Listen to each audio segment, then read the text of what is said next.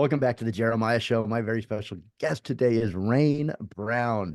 She's a television reality star and an inspirational writer. And I just found out on the break, she gives me these little nuggets of gold off air. She's a sound engineer.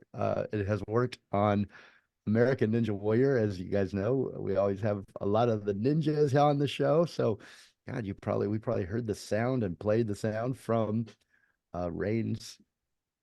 Rain's sound deck, or I don't even know what you call it, or boom, her mic. Welcome back, Rain. How are you? I'm golden. How are you Golden. doing? I'm good. I'm good. I'm glad that you're here on the show. I wanted to I asked you a question before the break, and wanted to ask you, what have you learned? You're an inspirational speaker, writer. Um, you've gone through a lot. I know you've shared a lot of your personal experience.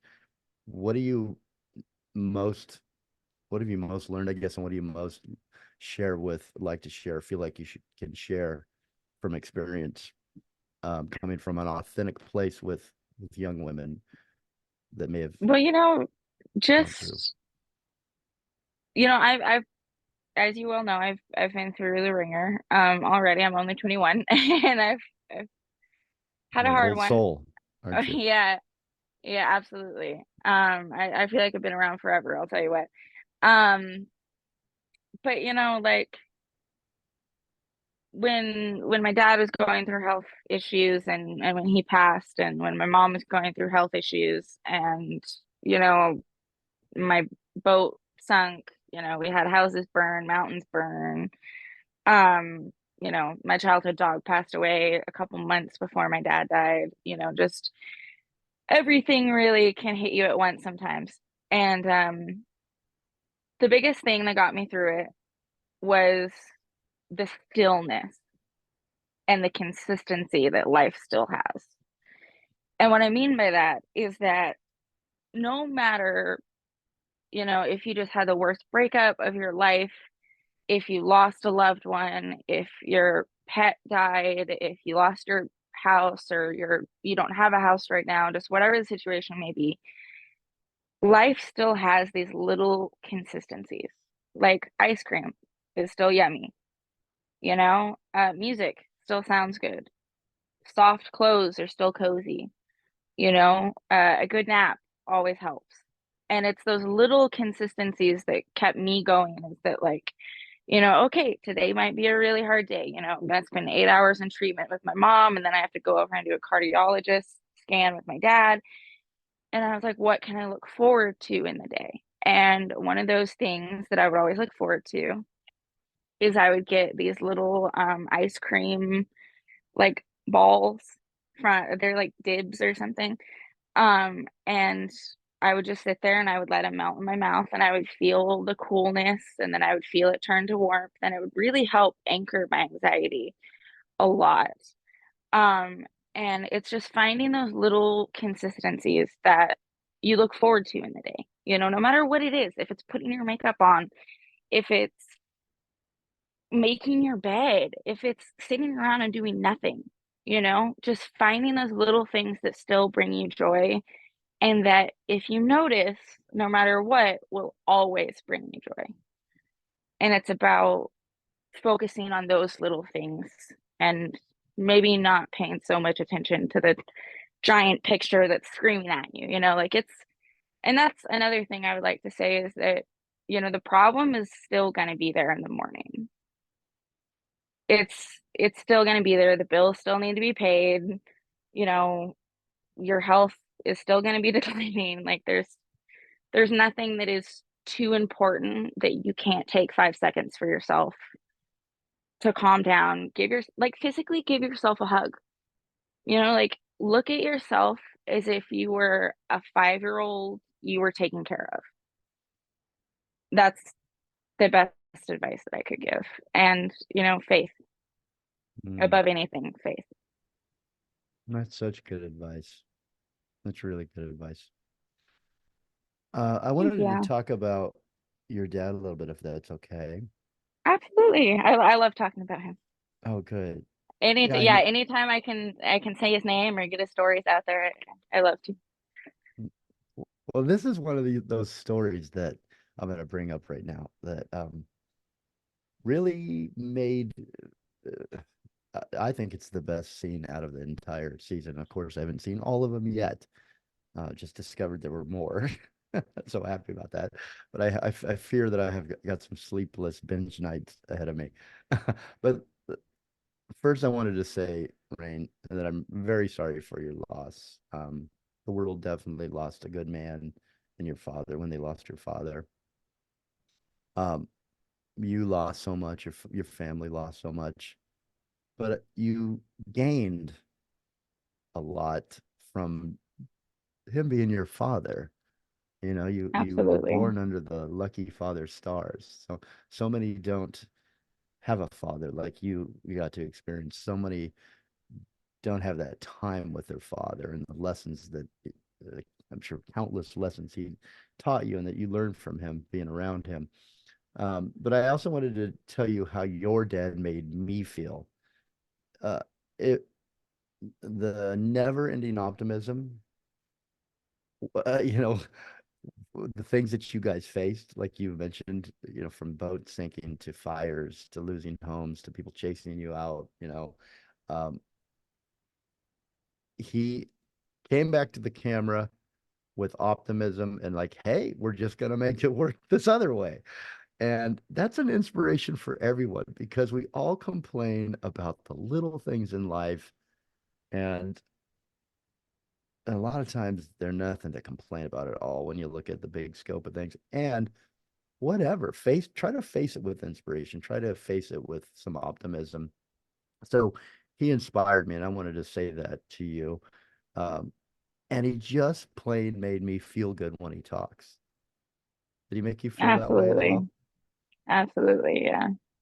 I mean, I could sit and listen to him talk for days, Mm-hmm. like, and he was, I mean, he was the kind of guy where, like, imagine how you feel watching him on TV. Now imagine that's amplified by 10 when he walks in the room. Yeah. I mean, like, he was the kind of guy that just, the air around him changed. It was Like, you warm, right? couldn't It be just in a bad mood around him, like, it was just sunshine from a person.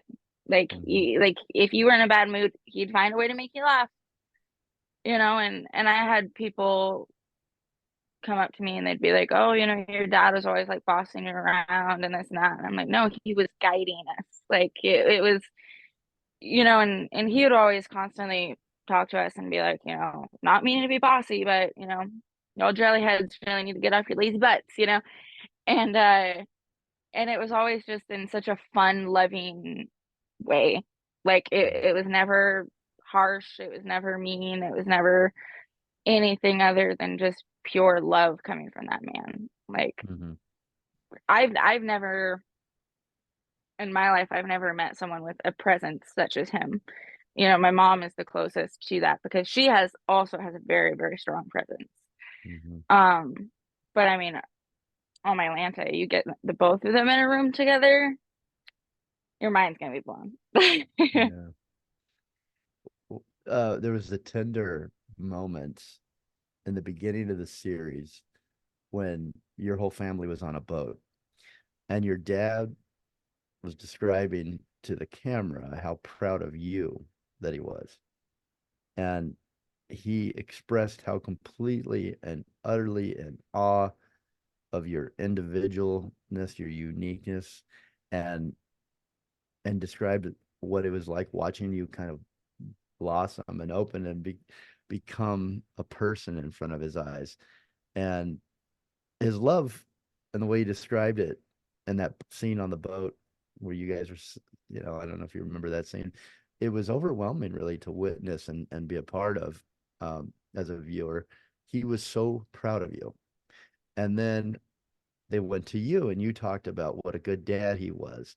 And you could feel the same love for him. I just thought that was the most touching scene in the series and such a connection. Those are hard uh, in television movies in life to have a moment that you can witness where you feel connected to people as a human being that way. I just thought it was great.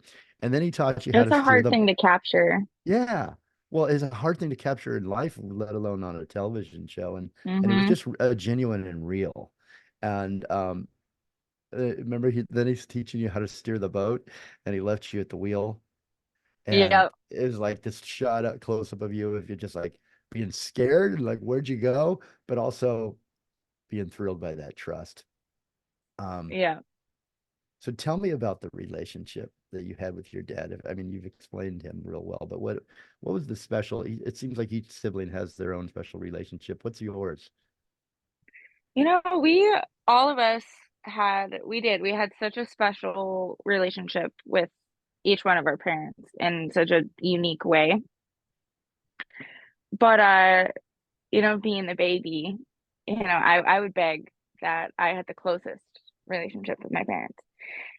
And with my dad, because growing up, I was always kind of a mama's girl.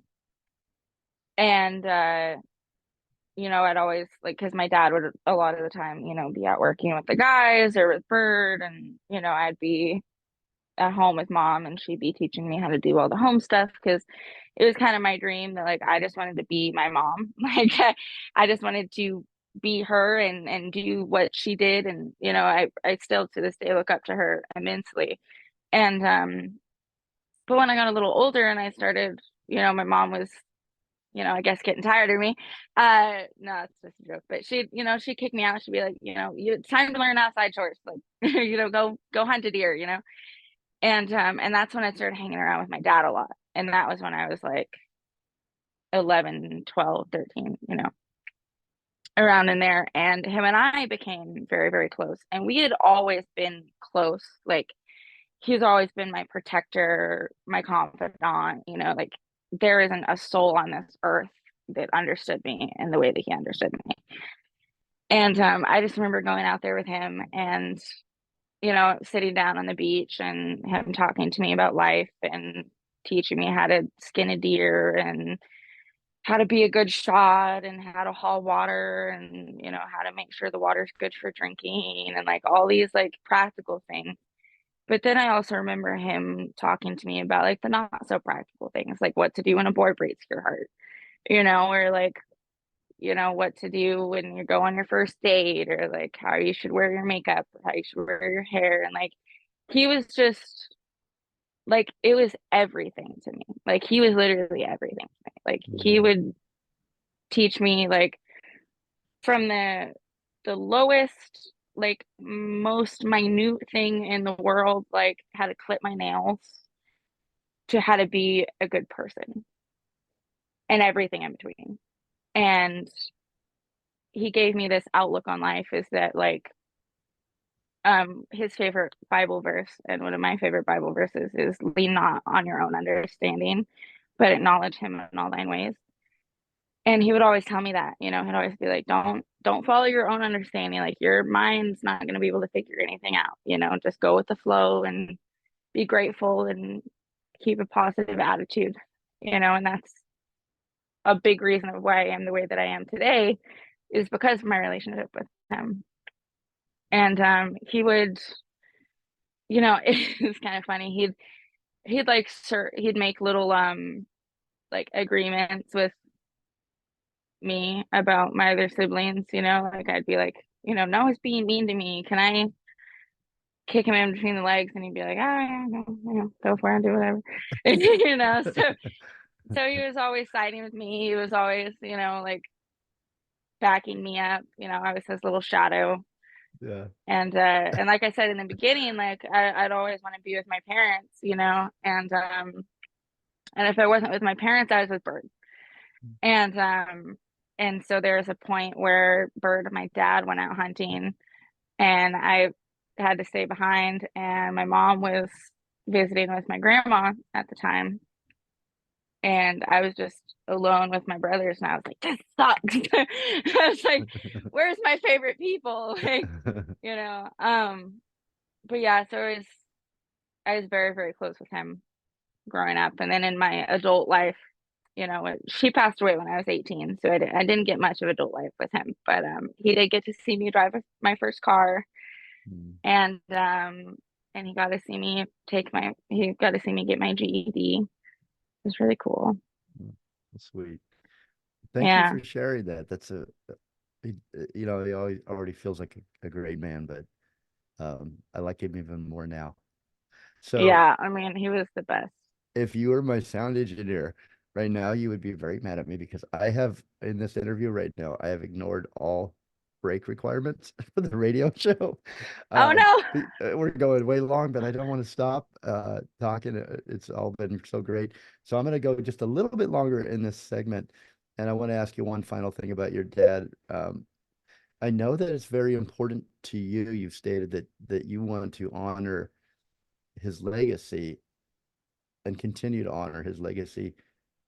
How do you do that aside from sharing wonderful stories like you just did with us? Do you You know, have a plan for just continuing his legacy in some way, whether it be how you raise your I family or his lessons, sharing his lessons with the world? I think, a good way, because I had thought about that a lot actually when he first passed away. Like, how am I gonna keep him alive? You know? Um, and and I do that multiple different ways. One through sharing stories like we're doing, and reminding the world of him, being like, hey, remember this guy? But also just in the way that I carry myself every day. One thing my dad would always do is like he would compliment random strangers on the street. And I picked that up and I do that now. And so it's like the little ways that I interact with the world around me, and like my little pieces of advice that I can give to people, or my little words of wisdom that, came from him. And just in those little ways, it's kind of like I carry a bit of his spirit with me everywhere I go. And I just hope that people can see that, and through me, they remember him and how great of a person he was, and also through keeping the ranch alive, keeping the mountain going, keeping the family functioning, keeping everything in the on the wheel rolling. Yeah. And life gets in the way of that sometimes. There's days where I can't even talk about him. Grief has a funny way of coming and going. But one thing I always try to remember is like he left, everybody does, but I think especially him, he left such a big stain on the world that, like, even if I did quit talking about him, he's still going to be there, and Hmm. that's something that gives me comfort, is like there's enough of him to go around that Hmm. in those days it's harder for me. I can kind of take a break and then get back into it when I feel up to it. If that Yeah, makes that any sense. makes a lot of sense. And you honor him just by living, Rain. You being you. Um, okay, I know that was probably hard and emotional for you but I really appreciate you sharing that because your father affected me, and who am I? I'm somebody down in Santa Barbara that watched the show, and he affected me, and but there's countless others that haven't been able to tell you that, or your family that your dad is affected. And you're right, he's living on, and will forever, and somebody comes across his positive outlook on life, and they hear the right thing at the right time for them. So thank your dad. Would you mind if we dedicated this interview to your father? I would love that. Okay, we're Yeah, I doing would that. absolutely love that. All right, I'm going to And take he it. was, Go and ahead. just a quick thing before we take a break. In the very beginning, you had talked about freedom and how my dad loved freedom so much. Mm-hmm. And one thing that he would always talk about is that even if you live in the city, even if you work at a 9 to 5 job, you still have freedom to choose. You can still take, like I was talking about before, you can still take 5 minutes out of your day to go for a walk or go sit in the sunshine on your patio, and you can connect with nature in little ways. You don't have to give up your whole life and move to the bush if you don't want to, but there are little ways that you can honor nature and the world in tiny ways as well as you can in big ways. And it's everybody has that freedom. You just have to find it. So true. And we all should look for that daily because I feel like we all could use a little of that philosophy right now and reflection, and time for yourself. My Absolutely. my amazing guest is Rain Brown. She's an American reality star, but so much more. She's on Discovery Channel's hit series Alaskan Bush People. She's an inspirational writer and speaker, as if I had to tell you that. And she's on Alaskan Bush People. Check that out. You can also find her and follow her on Instagram at Hero of Kirkwell. It's got two R's in it. On YouTube at Rain Brown 5278. She's on TikTok also at Hero of Kirkwell 77. And hire her for Cameo. Talk to her on Cameo at Hero of Kirkwell. We'll be right back with more from Rain Brown.